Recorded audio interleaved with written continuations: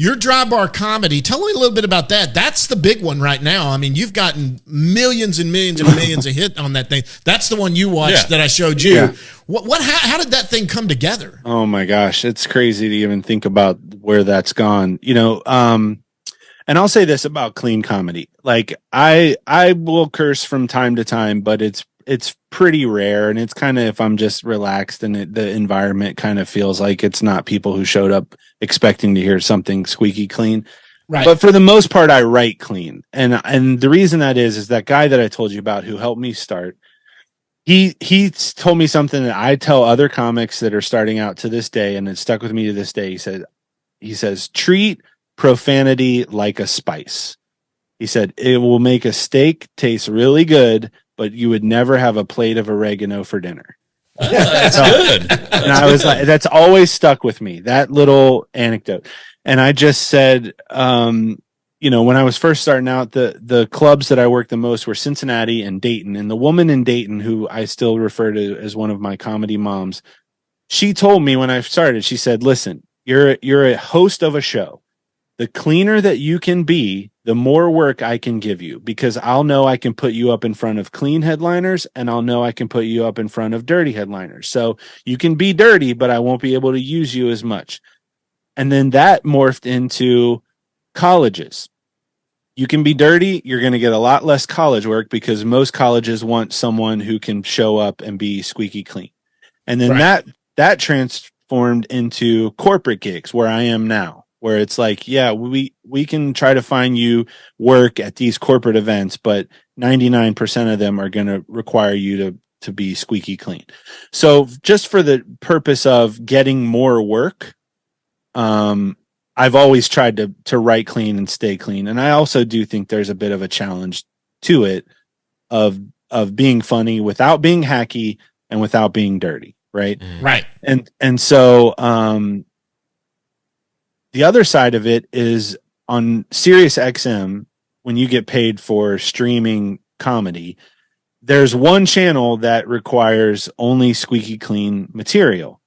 And I was told once that all the other comedy channels have 55,000 tracks that they can pick from to put on those channels. The tracks that are qualified for the clean comedy is about 1,200. Because no one's doing it, right? Yeah. And so if you can get clean comedy and a good recording of it, you can get played on that channel all day, and that's a lot of money every month for doing nothing. Right. And so when Dry Bar came along, it was basically, I call it Mormon Netflix. That's what it is. It was created by a company called VidAngel. Yeah. And that's what they are. They're Mormon Netflix. What they would do is they created this sort of Netflix-esque streaming service, but they would take popular Hollywood TV shows and movies and edit them and remove the cursing, the violence, taking the Lord's name in vain, nudity, whatever. So we always joke that if you watch Game of Thrones on VidAngel, every episode was like 30 seconds.